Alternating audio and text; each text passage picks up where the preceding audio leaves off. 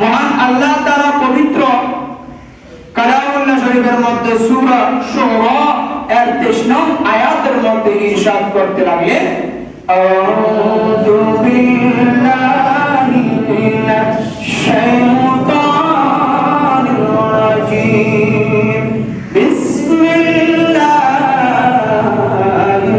রাহমানির রাহিম, কুল লা আসআলুকুম আলাইহি আজরা ইল্লাল মাওয়াদ্দাতা ফিল কুরবা।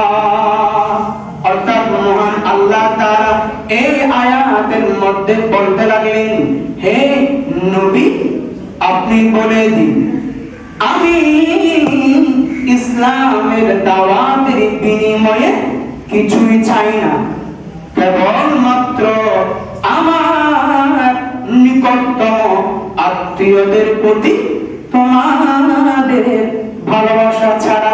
উচ্চ আওয়াজ বলুন না সুবহানাল্লাহ। মহান আল্লাহ তাআলা রাসূল পাক সাল্লাল্লাহু আলাইহি ওয়াসাল্লামকে বলতে লাগলেন, হে নবী আপনি আপনার উম্মতকে বলে দিন, আমি যে এত কষ্টের বিনিময়ে যে ইসলামের দাওয়াত দিয়েছি, কাফেরদের হাতে অত্যাচারিত হয়েছি, কাফেররা আমাকে দিন মেরেছিল, কাফেররা আমাকে মারার হুমকি দিয়েছিল, কাফেররা আমাকে হত্যা করতে চেয়েছিল, কাফেররা আমাকে সব সময় কষ্ট দিয়েছিল, এত কষ্টের বিনিময়ে জানের হুমকি তো আমি ইসলামের দাওয়াত দিয়েছি, ইসলাম প্রচার করেছি। অতএব আমি এত কষ্টের বিনিময়ে যে ইসলাম আমি প্রচার করেছি, যে ইসলামের দাওয়াত দিয়েছি, ওগুলো আমি চাই না, ওগুলোর বিনিময়ে শুধু আমি একটি মাত্র জিনিস চাই, সেটা হলো আমার নিকটতম আমার কাছে লোকদেরকে ভালোবাসা। কিছু আওয়াজ বলুন না সুবহানাল্লাহ। অর্থাৎ আমার রাসূলের কাছের মানুষ আপনজন, তো আপনজন কে ভালোবাসা ছাড়া রাসূল পাক সাল্লাল্লাহু আলাইহি ওয়াসাল্লাম বলতে লাগলে, উম্মত আমি তোমাদের কাছ থেকে আর কিছু চাই না, শুধুমাত্র আমার আপনজন যারা তাদেরকে তোমরা ভালোবাসো। সুবহানাল্লাহ বলুন না সুবহানাল্লাহ।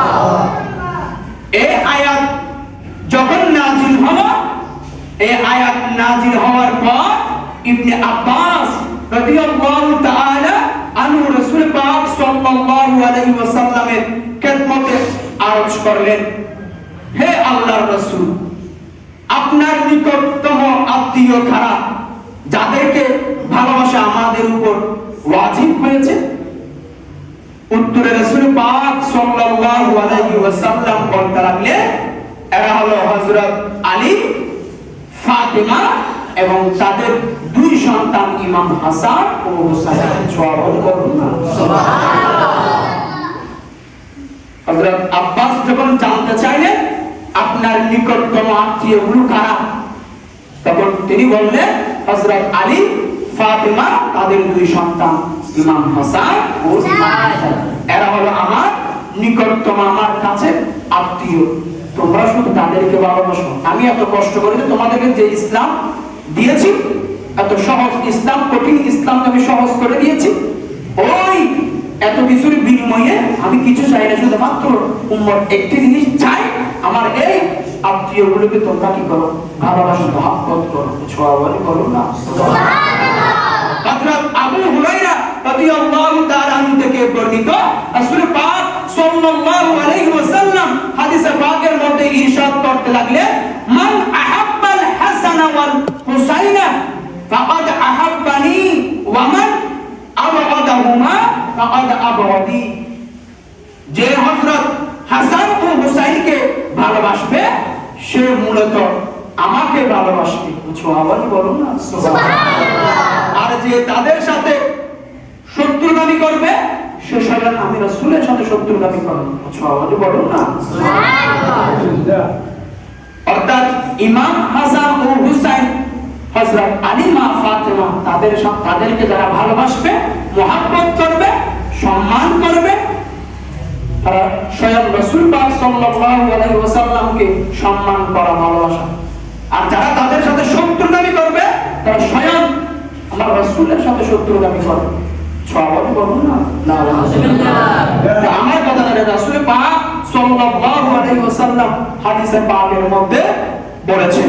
আবার ওদিক দিয়ে মহান আল্লাহ তাআলা সূরা শুরা এর 23 নং আয়াতের মধ্যে বলে দিয়েছেন, অতএব আহলে বাইতদেরকে মুহাব্বত করা, তাদেরকে ভালোবাসা আমাদের ঈমানি দায়িত্ব। সেজন্য তাদেরকে ভালোবেসে জীবন যাপন করার সেই তৌফিক দান করুক। সকলে বলুন আমিন।